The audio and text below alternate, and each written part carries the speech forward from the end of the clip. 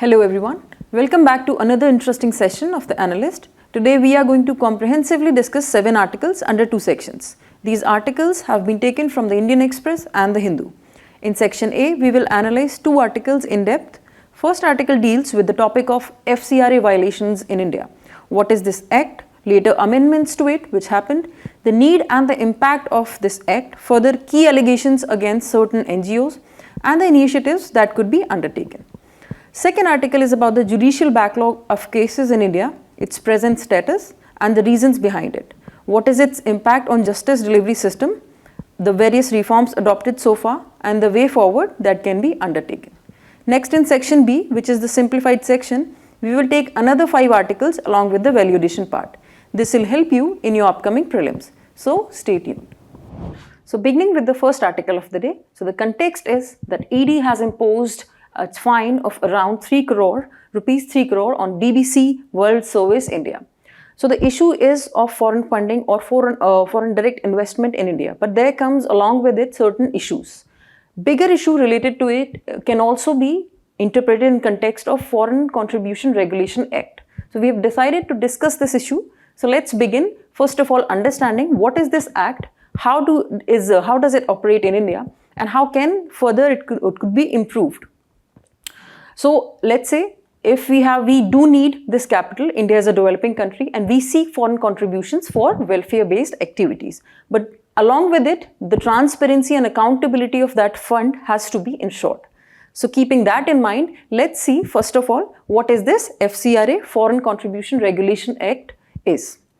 So it regulates the acceptance, use and receipt and further the utilization of foreign money or contribution that could be used to fund any activities conducted by a company, individual or any association. But that has to work within the India's premises. Second, originally it was enacted in 1976 during when it was the emergency period to stop the foreign funding of activities that was disturbing India's peace and security. Later on, it was amended in 2010 and further 2020 and 22, we further saw certain rules that were amended. So first of all, like I said, it covers associations, groups, companies, individuals and NGOs as well. Basically, it is about the foreign donations that these institutions receive. Criteria, there is particular criteria also, primarily 3 step-based criteria, which is the company or the NGOs has to necessarily register itself with the Home Ministry under FCRA, Foreign Contribution Regulation Act. Second is it has to have a bank account in SBI branch of New Delhi. Then it has to be used only for the intended purposes that it is for which the license has been sought for. So that being said, now let's see what were those amendments. Like I said, it was originally during 1976 that it came out. We later saw the amendments to it. So in 2010s, it specifically spoke about the use and the receipt of foreign funds, and it brought the terms such as nation sovereignty and internal security, because the concerns were rising and it was necessary to bring in accountability and transparency of NGOs, so to say, as such. Then in 2020, certain amendments were further included. There was a mandatory Aadhaar for office bearers of such NGOs. It was mandatory that SBI accounts had to be opened, and of course, the expenditure limit, particularly from the aspect of administrative expenditure, that was reduced from earlier from 50% to in 2020 it became around 20%. In 2022, as we all see, the rules were further changed and the annual remittance limit from relatives that were being sent to India was increased to rupees 10 lakh. Earlier it was 1 lakh rupees, but later it went on to increase rupees 10 lakh. So that was the change that we brought in 2022. Now let's see, this is the particular timeline that we also discussed starting from 1976, then in 2010, 19 and 2020 and further in 2022. These are the same things summarized for you. You can have a look on this infographics. Then we talk about what is the need of FCRA. Anyway, there could have been different mechanisms, but why a detailed Foreign Contribution Regulation Act have been brought in, and these later amendments were also invoked. So first of all, regulation of this funding is very important, because we have to ensure all the activities that is being placed in the name of welfare and charitable activities do not find spaces or do not move in the directions of which works against the interest or sovereignty and internal security, or as well as the external security of India. So that regulation is crucial. Facilitation, yes, is important. That is the primary purpose of that funding, but we have to ensure that it is not abused, it is not misused.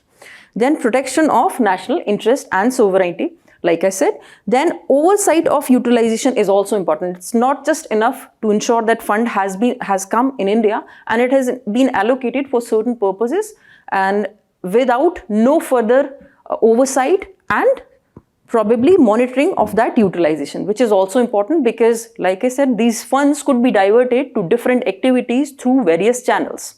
We have to constantly monitor how these funds are being utilized, whether the outcomes matches the output or not, or the intended purposes are actually the areas where these funds are being allotted. Then mandatory licensing, it's very important. It's generally given for 5 years. After that, it is again renewed. So there is an element of mandatory licensing also. Then if we talk about the impact, now that we have brought in this act with certain amendments also to account for certain changes that society were going on or we were witnessing in case of foreign funding that were coming in India. Now we have to see how the impact has been. Has it been positive or negative or the both? So first of all, there has been reports of non-compliance with these conditions by many NGOs. Certain NGOs of late you must have heard in news, such as CPR Center for Policy Research, or be it Oxfam. They have been constantly brought to have been the cause of news for violation, and probably at one time Oxfam was also deregistered and its license was revoked. What were the reasons? Because they were not complying with the conditions that FCRA requires for any NGO that has been working on foreign funds. Secondly, there are operational challenges. I agree, or we agree that generally these funds are allocated for welfare works or charitable works or some social development, let's say. But whenever these are going through various regulations and licenses, the activity or the purpose for which it is supposed to be sent, that takes a back seat, and it suffers due to the various complex issues or the red tape that we see during the operational activities. Either much time is wasted, or the cost is again increased beyond what was given. So there are operational challenges as well. Then stringent regulations. Some of these NGOs claim, or some of the quarters from the international societies also say, that FCRA regulations are on a bit stringent side. But we have to remember that we have to ensure foreign funding comes in India, but on the terms that India allows, keeping in mind the sovereignty and internal as well as external security of this country. License cancellations. Like I said, there was a particular example of Oxfam India which saw its license, its license got cancelled because of course, because of the non-compliance. So it brought an attention to this issue, and even this NGO, apart from others, have to comply with all of these regulations and provisions under this act to ensure that their activities remain monitorable, and of course they serve the desired purpose. Now, key allegations and certain examples. Let's take some examples to give you the acute and actual picture what is happening on ground with respect to certain NGOs. So like I said, the case of Oxfam India, or be it the case of Environics Trust, or then there is another Legal Initiative for Forest and Environment, or be it CPR, Center for Policy and Research. These have been highlighted from time to time.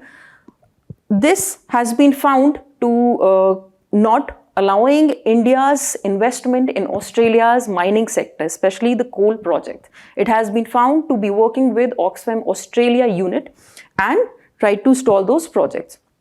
Again, it has, when its license got cancelled, it deployed certain puppet NGOs to ensure that funding continues towards the undesired activities.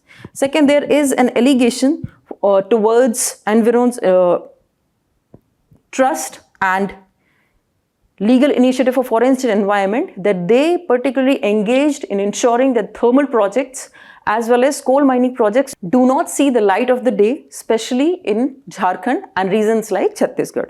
Then we have Center for Policy Research. There have been allegations of mismanagement of funds with this NGO as well. So yes, like I said, that they have stalled certain development projects, including thermal power projects and coal mining projects. Then they have conspired with foreign agents as well. The example of Oxfam India that you can use with Oxfam Australia's unit and other NGOs, puppet NGOs. The example was Oxfam India. Political agenda, there have been sometimes funds have been diverted to ensure certain communities and certain regions get funds for their alleged probably conversions or religious activities, which are illegal. Then protest funding. Like I said, they are also have been found to be involved in some of these funds which are not natural but orchestrated. So these are key allegations, and some of these are examples of highlighted NGOs. There are others also, but I think this sets the context in the within this articles and tells you about the violations, what is happening. Now, what are the measures and what could be the way forward? Now, having read about the issues, the current status, what is FCRA, what are its amendments, we have to know how can we make a change and how can we ensure that the FCRA regulations and the key of transparency and accountability is maintained while ensuring that foreign funds or capital, which is duly required, goes towards the desired purpose. So first of all, from the government sides or from the government angle, we have to ensure that there are clarity in definitions, particularly the term of national security. We have to define it. Then there could be case of terms like public welfare. We also have to define this term because sometimes there are cases of litigation just behind the intended definition of these terms, because these are not precisely defined in any of the governmental context. Second, we have to ensure that regulatory system is tiered. So if we have tiered regulatory system, what we'll keep a certain regulatory system or authority to just go through the cases of NGOs which are particularly involved in national security areas, and then a different one for those who are taking humanitarian activities or maybe towards other social expenditure cases. Then we have to align with the international standard. There is United Nations Human Development Standards. We can take a case of that, but we have to ensure that it has to be overridden by India's interest, be it national or in the perspective of international relations. Independent oversight, we have to ensure that this oversight is independent so that NGOs who are actually working genuinely on grounds for fruitful initiatives or they are working towards the welfare of people of India, they do not face obstacles, they do not face hindrance, and they have an independent oversight. Apart from that, a fair balance, it has to be both. National security has to be maintained, all of these concerns has to be taken care of, and as well as NGOs working has to be made, has to be facilitated so that there is a fair balance at the end. Now is the time for mains practice question. So there was this one previous year question asked in 2021. First of all, you try to answer that, and then I have tried to give you another practice question. Read for yourself and try answering them. The second article, it relates with the judicial pendency of cases or the judicial backlog. We have seen over decades that this backlog has been increasing with a consistent rate. Now, this backlog is not only at the one level of judiciary, but even on the Supreme Court level, High Courts level, and even at the subordinate courts. So let's see what can be the way forward and what are the issues that we are facing and how is the quality of justice that is being suffered because of this pendency. Apart from, there are different issues as well, like judicial vacancy. We can discuss them separately, but now we will restrict our discussion towards the backlog and the pendency, because it needs, this particular case itself needs attention of the government, so that government and the judiciary, so that this could be tackled on time and the justice could be delivered. First of all, let us know about the current status of this backlog. What are some of the statistics that tells us about the volumes that we have of this pendency? First of all, the maximum and the majority of this pendency lies at the lower levels of judiciary, which is the subordinate courts. And there is also an issue of shortage of judges, which is one of the primary reasons for this pendency. That's why it's important to mention the shortage of judges in this context also. Then there is another, as long as we are reading about the context and the parameters of pendency, there is regional variations also. Let's say, let's take examples of Bihar and Uttar Pradesh. In Bihar itself, there is more than 5 million cases that are pending on all these three levels. And in Uttar Pradesh, there are over 6 million cases that are still pending to be resolved. And like I said, there has been steady growth from 2010 to 2020 at the rate of 2.8% of these cases increasing annually. Now for that we have seen, if let's say if no other case has to be increased after that, even at that rate, it would take around 3 years for the high courts as well as the subordinate courts to solve this pendency, and of course Supreme Court will take around 1.3 years. And this is just to give you the idea of the magnitude that we are suffering, the magnitude of the issue at the end, the pendency of case. This time will be taken at when we do not see any increase of cases, but that's not the case. So that means, that tells you the gravity of the kind of case and amount of cases that we have pending. Then the case of tribunal and special courts, it's not just the pendency of cases not limited to these conventional courts, but also the tribunals as well as special courts. The special courts, the purpose was to solve this pendency, but let's see, we are seeing that there are more than 21,000 cases which are pending at these courts also. And in case of, solely if we take the case of National Company Law Tribunal, you would see that this 21,000 cases is actually the metric at the level of NCLT. This gives you an idea again that even these courts are suffering from pendency of cases. Now you can note down these kind of data, it will help you. In Supreme Court, more than 70,000 cases are pending. In case of high courts, more than 6 million. And this is as per the data of 2022. And lower courts, we have more than 41 million cases. Okay, this is the present. You can always quote that this is as per the data from August 2022 or 2022 data. Now let's see what are the reasons. Now that we have seen what is the gravity and what is the degree of those cases that are pending at various levels, let's see what are the primary reasons that those are responsible for this situation. So first of all, we have low strength of judges.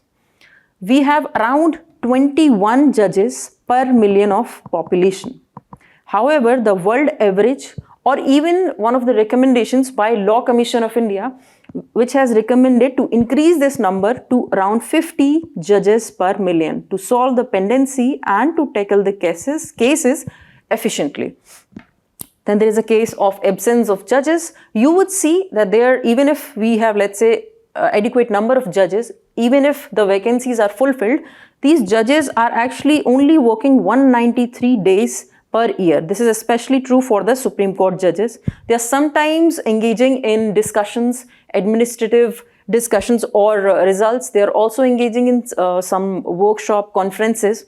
And like I said, they are not, sometimes vacancies are also not fulfilled despite that they do not work. And around 7 to 8 weeks go every year during their summer vacations, especially during the time of May and June. That is also one prominent issue. Third is lack of infrastructure. If you remember our ex-CGI, Justice Ramana, he prominently worked on this aspect and focused why it was important to have sufficient infrastructure. Even if, let's say, our vacancies are fulfilled, there are enough judges present, but if infrastructure is not available, then infrastructure in the sense of resources, the probably filing and being present in the court premises, or even doing the activities over video conferencing, then even the enough number of judges would not be able to fulfill this pendency of cases. So this is crucial. and some of these judges at the lower level are not able to get proper training also. Why? Because of the lack of infrastructure. Then there is complexity of cases, procedural delays, sometimes over time, if let's say some delays because of the absence of the witness, because of the investigation activities, this leads to enhancement of costs, that is, and other resources, and which makes it difficult for the petitioner to continue the cases or either that lie in the pendency stage. And increased legal awareness. So one of the reasons which you can claim it as positive reason is that legal awareness has increased because of the increasing awareness of people. They have become more aware of their right. They have become of the tools that are available by which they can pursue justice. For example, there is a tool of PIL, public interest litigation. However, we have to remember that there are many number of cases that is being filed under the name of PIL, public interest litigation. That is also leading to the enhanced number of cases. Then coming to what is the impact of the pendency of the cases, let's say this issue, how does it affect our justice delivery system overall? Because there are many other issues with the justice delivery system, but in this context, we are particularly discussing the aspects of the impact given by judicial backlogs. So first of all, it delays, of course, it leads to delay in the administration of justice, and it, of course, as a result, we would also see loss of faith in the legal system when they approach court, maybe for their personal reasons or from, let's say, some executive action or the legislative action. If they do not get the justice on time, the adage of justice delayed is justice denied comes true. They either leave out of the cases because of the increased expenditure that they have to bear, or the result when it is coming out is of no consequence because that matter itself was a time bound. So there could be, and eventually this leads to loss of faith in the public towards the judicial system.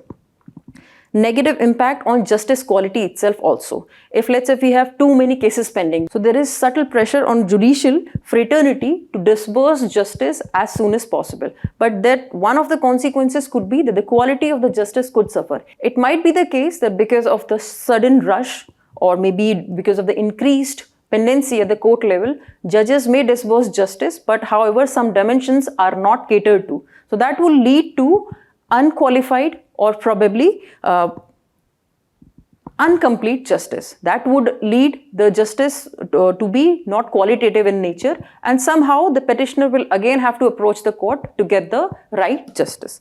Then again, the case of financial burden on litigants, if it is continuing beyond a period for which the petitioner is not ready to continue for, then expenditure also dissuades that petitioner to not continue that, and if the person continues, it leads to financial burden. Negative impact on economy, because of course certain businesses, international as well as national businesses, are engaging in of these give and take activities, maybe commercial operations, which are time and resources dependent. And if they are bound to engage in continuous litigation, they may not keep positive sentiment towards the country, and as a result, the economy and the investments also could suffer. Now, initiatives, having dealt with the issues that we are facing because of the judicial pendency, we have still taken various initiatives and also saw the success.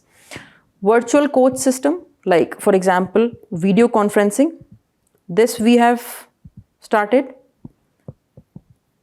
This is making easier for the parties to appear in courts. Then e-court portal, e-filing. This is again making easier and seamless transmission of data and facts could happen over these portals. It could save time also. The third point is e-payment of court fees and fines. This has also been implemented to ensure that justice is delivered as soon as possible and it's easier for people to register their cases. Then interoperable criminal justice system. So criminal justice system is not just about the judicial system, it also is related to police. Then we have investigation. Then it is also about prisons apart from judiciary. So if one aspect and one leg of it is not working properly, it would suffer. That's why for interoperable criminal justice system, the government has launched this initiative where they are working on every aspect of it and not just one segment. Then we have fast track courts, we have alternate dispute redressal mechanism such as arbitration, maybe gram nyayalas, lok panchayats, and mediation, conciliation. All of this we all have undertaken. Now they are working at different stages. They are also generating awareness among people so that they are aware about them and they can pursue those routes. Now what else can we do? This is being done. We have seen certain success, but there are issues and challenges that still lie, and which is very clear by the range of pendency that we are seeing at various levels. So what else can we do? First of all, we have to expand these methods and actively employ, like I said, arbitration, conciliation and mediation. So these are some of the methods which are mutually acceptable and more preferred by two parties because they are more informal in nature and both parties' consent is taken while giving the judgment, and it saves resources as well. Then we have to increase the number of judges. Even the Law Commission of India recommended the number to be 50 judges per million, and fill up the vacancies at the various courts, subordinate courts. Especially this problem is acute at the level of subordinate courts. So we have to work towards that also, and not just subordinate courts, high courts as well as Supreme Courts. Then we have to strengthen the enforcement of court orders. Coming out with the judgment is not enough. Ensuring that they reach to the stage of enforcement and implementation is necessary, because otherwise there will be not enough accountability of those judgments and of the people who are engaging in such cases.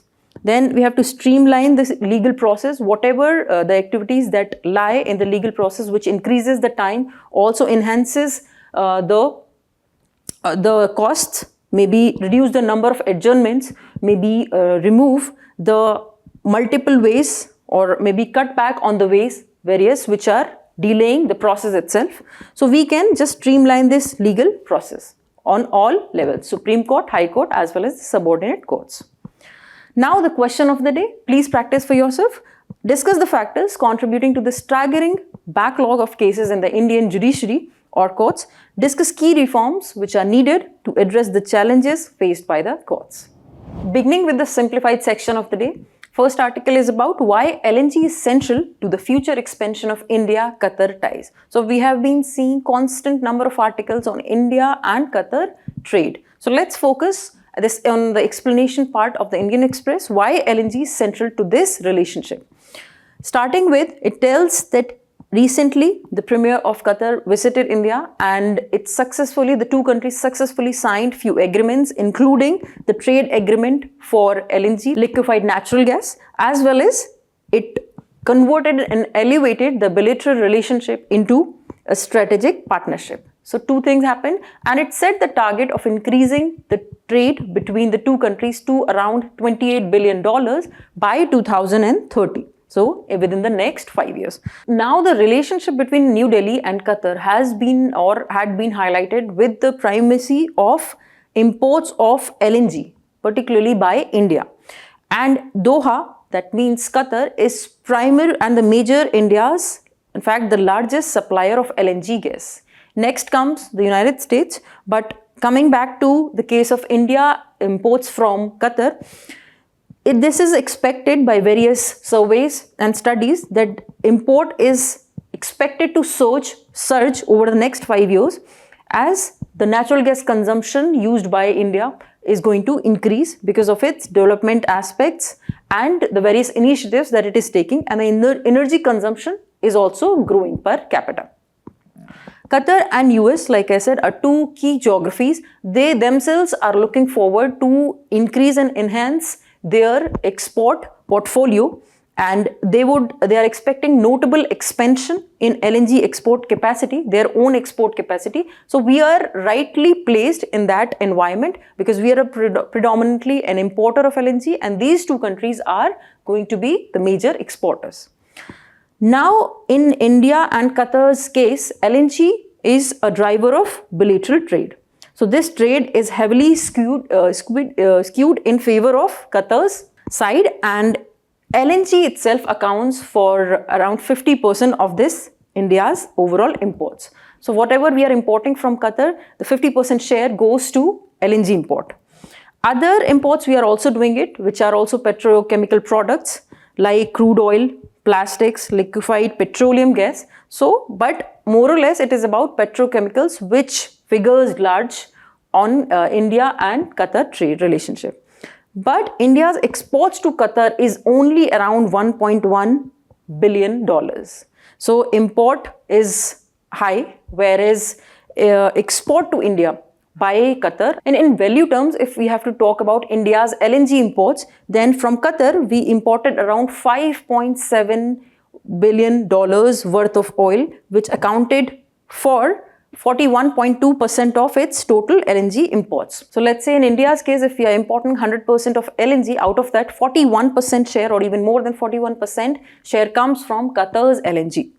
India's largest LNG importer, Petronet LNG, it has signed a long-term contract with Qatar for 7.5 million tons per annum of LNG, and it has extended it further till 2048. This is one example of the agreement that had taken place. Now there is a growing demand. Indian government has set an ambitious target in the domestic context also. If we are talking about India's LNG needs, India has set this target of increasing this share of at the case of domestic production to 15% of its energy requirement, which at the present revolves around 6% only. So if we talk about domestic production of LNG, we are somehow, or particularly natural gas, then we currently are at 6% of the production. But we intend to take it to around 15% by what year? By 2030. So this is our domestic target, and so domestic natural gas being able to meet, so at the present stage, we are only able to meet about half of country's demand at the moment. Now, according to International Energy Agency, so it says India's natural gas consumption is going to increase over 60% from 2023 levels when it reaches in 2030. And that would lead to the need of 103 billion cubic meters. It is driven by two reasons. First of all, the bigger reasons is steady demand growth and the development that we are seeing in terms of infrastructure and other things. Secondly is a very slow rise in domestic production of LNG or natural gas. So here we are seeing this steady growth, but in case of domestic production, that is not so steady and that is increasing gradually. So that is what this article deals. It also says at the same time, Qatar will significantly add to its LNG export capacity. And it nearly set to double to 42 million tons per annum by 2027 from 77 million tons per annum. Right now, it has 77 million tons per annum of production, but it is going to increase to 142 million tons per annum by 2027. This is what Qatar is trying to achieve. Now, when it comes to US position, as long as India is importing LNG from US, it is at the second position after Qatar. So it is expected to be the Qatar's biggest competitor for supplying LNG to India, and it is at the second position as of now. It accounts, at present also, it accounts for around 20.2% of India's LNG imports. So it stays at the second place, which amounts to around $2.5 billion.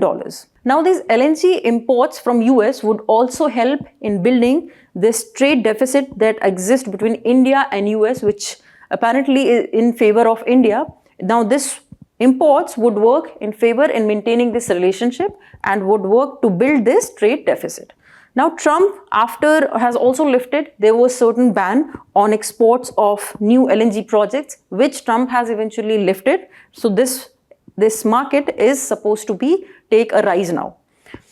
So this was about LNG imports. Now let's see, so that you can remember for long, the top partners, the top importers in case of India, from where India imports its LNG. It's as per the data of 2021. So Qatar is the largest, is the country from where we import the largest share of LNG, around more than 42%. Second is United States, although from the present data it is around 20%, but as per 2021 it was at 16%. Still it remain at the second stage. Third is, as you can see, it is our UAE. So this is the third country. If let's say ask the top 3 countries from where India imports LNG, that would be Qatar and US, and third would be UAE. So your top 3 countries. You can remember it for your prelims information. Now the next article, this is about India and China External Affairs Ministers meeting on the sidelines of G20 and 19th summit of G20, which took place in Brazil in December last year. Now let's see what was the discussion about. So Jaishankar, External Affairs Minister Jaishankar, and his Chinese counterpart, they said they discussed management of peace and tranquility in border areas, resumption of Kailash Mansarovar Yatra, and flight connectivity and trans-border rivers. So these were the prominent areas which they discussed. Now remember that this meeting took place on the sidelines of G20 foreign ministers, G20 meeting of foreign ministers in Johannesburg. This was their second meeting. This second meeting is of importance since the completion of the disengagement process along the line of actual control in eastern Ladakh. Now, Jaishankar also in his remarks, he clearly said that we should also recognize that in a polarized global situation, these 2 countries, especially India and China, they have a very prominent role, significant role, and these countries have worked hard over centuries, millennia to preserve and protect, and particularly in case of G20, they have worked for years to protect the G20 as an institution. So in a world full of institutions that are driven and probably dominated by Western countries, G20 is an institution where countries like India and China get their proper place and recognition. And they themselves have tried to maintain its sanctity and given importance, and this shows that G20 is important as an institution of international cooperation. Then India and China are also members of, apart from G20, they are also members of Shanghai Cooperation Organization, that is SCO, and BRICS. These are regional as well as, they discuss regional as well as global issues which are of mutual interest. Some of them could be, they were like COVID, pandemics, supply chain resilience, conflict situation, financial pressures, food security, and climate concerns. Our external affairs minister also said the G20 is an important expression of the world's growing multipolarity. So the world no more is bipolar. It stands at the bipolarity situation. So we have to come up with institutions that can take care of that situation and environment. So the next is some information about G20. It comprises 19 countries, some of these, and 2 organizations also, the European Union and African Union. Remember this was made member when India was in the presidency chair. Now this group of 20 is an international forum of world's largest economies. So the major issues that are of world's consequence are being discussed on this platform. It was established in 1999 and as a reaction and a response to Asian financial crisis. Then I have already told you, but there is no provision of permanent secretariat and there is no permanent secretariat in it. The presidency rotates annually. So you have to tell me, where did the 19th summit of G20 took place and where will the 20th summit of G20 is going to happen? Tell me in the comment section.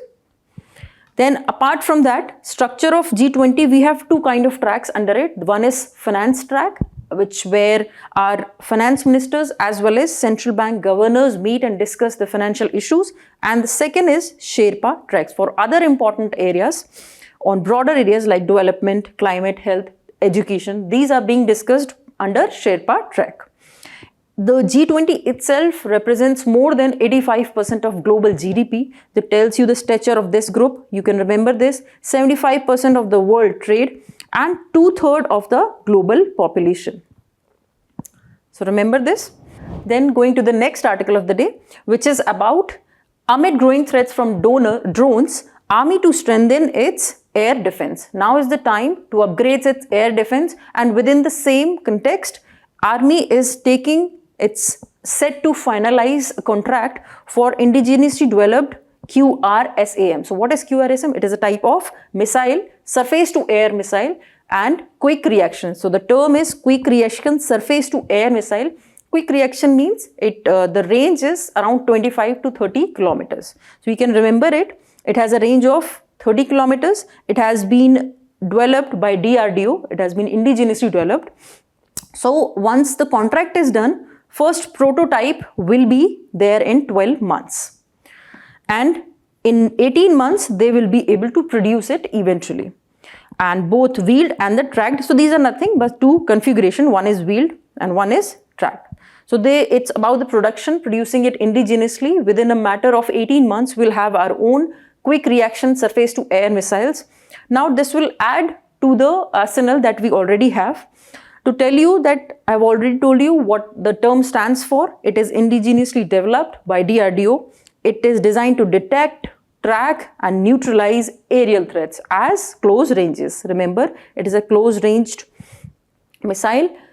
Range is 25 to 30 kilometers. They can ask you any prelims question. Then it covers altitude up to 10 kilometers. This also you can try to remember. The speed is of Mach 4 plus. It means 4 times the speed of sound. Then 360 degree coverage with electronically scanned array radar, and it can target multiple targets simultaneously, and it has the capability to get operated in all weathers. These are some of the specifications with respect to this missile. Now you can compare QRSAM quick reaction surface to air missile with Akash missile, Barak 8 missile and S-400 missile. Tell me from where we are importing S-400 missiles. Apart from that, if we have to see the range, QRSAM has a range of around 25 to 30 kilometers, whereas Akash has a range of 30 to 50 kilometers. Barak 8, 70 to 100 kilometers, and further S-400 has the range of covering of around 400 kilometer parameter. It is short range. It is qualified and categorized as short range. Then Akash is a medium range missile, whereas Barak 8 is a long range, and finally S-400 is the most advanced long range. So both are under the category of long range, where Barak 8 is the initial one, and the extremely the new and the modernized state-of-the-art missile is the S-400. Something about textile investments. We have been seeing with the data and the recent summit that took place that these investments have been reviving. This is related to the textile industry and the investment that we see at every segment of it, right from spinning to weaving and also the technical textiles. We will see what are technical textile, what are the different types. First of all, let's see what is this article saying. It says that investments in this sector which were sluggish for the last couple of years. So this is news. Why? Because these investments were sluggish for quite a few years now, but now we are seeing the signs of revival. A lot of investments are coming in technical textiles, and the demand is also high for upgraded technology in weaving as well as spinning sector. However, the article points out there is a need to leverage engineering technology so that the production could be increased. Also, they are as per the quality that is required to compete at the global scale. These Indian textile machinery manufacturers should leverage the strength in textile engineering and localize this machinery.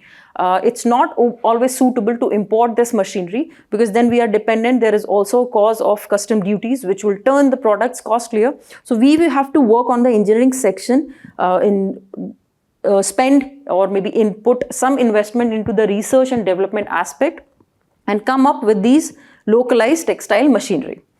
Then we should have sustainable circular textile. The waste products, or which are more sustainable in nature, the textiles, they have to be promoted. This wastage has to be reduced.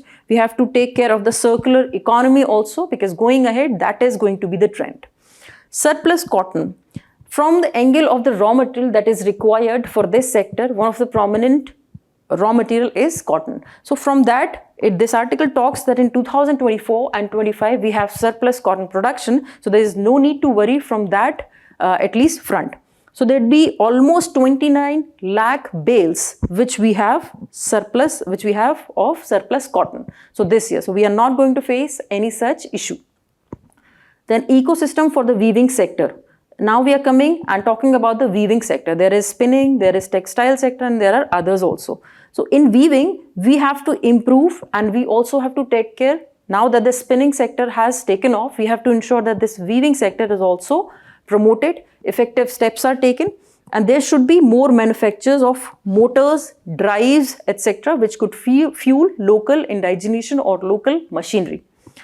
So this was about what article is saying. Now coming to technical textiles, as it states, the primary purpose of it is functionality rather than the aesthetics, which is the case with general and conventional textiles. Okay, so in this case, I would take certain examples. First of all, agrotech, the textiles which are generally used in horticulture, landscape gardening, agriculture. Then another is related to meditech, based kind of textiles with certain raw material specifically used in medicinal field for hygiene purposes. And then we have also protech. This is used for protection and safety. Then sport tech, as the name indicates, this is for sports industry or the sports area. It could generate sports and leisure instruments, active wear, outdoor sport articles, and that. Then we have geotech, home tech, cloth tech, build tech, and different others. This all gives you an idea that we have different type of technical textiles, and they are all based on their functionality. Now, moving towards the last article of the day, which is about, it reads time is money. So the context is consumer court, particularly in Bangalore. One of the consumer approached the court and said that one of the movie theaters has wasted his lot of time in one of the initial advertisement, at least for around 25 to 30 minutes. And since any person, or actually time is also kind of a money, so the movie theaters are bound to pay him back for the loss that he has had in terms of money that he lost, and something that he didn't want to pay for. Now coming to the bigger discussion, it says that time is a form of pure intuition through which we structure our experiences. It's not a real property of the world, but if there is no time, we will not be able to all other activities, all other experiences that we have in our lives. This was as per Immanuel Kant. So you can remember this quote, use it as per the required context in your answers or even in essays. But in case of this article, it doesn't seem to be a real property of cinema theatres. So for the Bangalore men who had to sit through 25 minutes of excesses of these commercials after the scheduled time for a film to start, time must have crawled at the same pace as the traffic he had to navigate through to reach there. Now the concern is that these 25 minutes of commercials are not a part of a movie. They are of course imposed on any viewer when if the viewer reaches on time. So for the theatre chain or the theatres, it's saying that it playing ads, the reason behind it play ads for 25 minutes or even more than that to accommodate viewers who arrived late. The film seemed to start precisely on time. But here is a point of contention. The people who are coming on time, they should be rewarded. Not the people who are coming late, they should be made accountable so that they can watch movies, probably full movies. They should not miss movies because they are late. And the people who are on time, they are made to suffer through with all of these excess advertisement. Then a disgruntled viewer approached a consumer court, like I said, and it ordered the theatres to pay, the court in the result, in its judgment, ordered the theatre to pay 20,000 and other charges also, including 1 lakh and punitive damages for engaging in unfair trade practices. So the point that you can note here is, even deploying or using these kind of advertisement from which the theatres may or may not receive money, they are counted as one of the unfair trade practices. From now on, remember, when you go to a movie theatre and if you're not willing to watch those advertisement, you can always claim and quote this consumer court's judgment. The court said, each one's time is precious. Nobody has the right to gain benefit out of others' time and money. See, if it's a very conventional thought that money once lost could come back, but once you lose your time, it's not something that you can reclaim. And of course, when you earn money, what you lose is your time. So time is money that way. And it's much needed rebuke to the inexorable swarm of ads. Those ads are innumerable. Sometimes they are repeated twice or thrice, the same ads that consume the consumer in the theatre. The business imperative is obvious. From the business side, it shows that it is obvious and they are making money out of that. But it must not detract the experience that the viewer has come for, that the viewer has paid for. The viewer has not paid for any ads, and the viewer doesn't want to give money for those ads, also do not want to give the time for those ads, in which if he had worked or if he had engaged in some constructive activities, she would have earned some money. So you cannot use that time thinking that it is okay, because it amounts to money. In the new era, time is considered as money. It's very hard for busy people with tight schedules to watch unnecessary advertisement. What if those 20 minutes of those advertisement would have meant maybe lakhs or crores for some other people who are business minded or who are in active or big businesses? They cannot afford to waste 25 minutes. So time is money and one has to budget very carefully to have any downtime. So this was an interesting article. I thought I would figure it. You can use it in your essays or probably in some of the GS answers, in some of ethical answers. And apart from it, you can also remember when you're next time going to these theatres. So consumer courts. Now let's read something about consumer courts also. They are quasi-judicial bodies. They are convened under Consumer Protection Act 2019. We have three-tier structure of these courts. First, it is at the level of district and it deals with the cases of up to rupees 1 crore, and you can appeal it further to the State Commission. Second is at the state level. Third is at the national level. In the state level of Consumer Dispute Redressal Commission, you can take cases which have a financial category of from rupees 1 crore to 10 crore, and beyond 10 crores, these cases you have to approach to National Consumer Dispute Redressal Commission, from where the final appeal lies to the Supreme Court. So this is the structure of disbursement of judicial justice that happens under consumer courts. So this was all for today. I hope you liked this session. Thank you and all the best.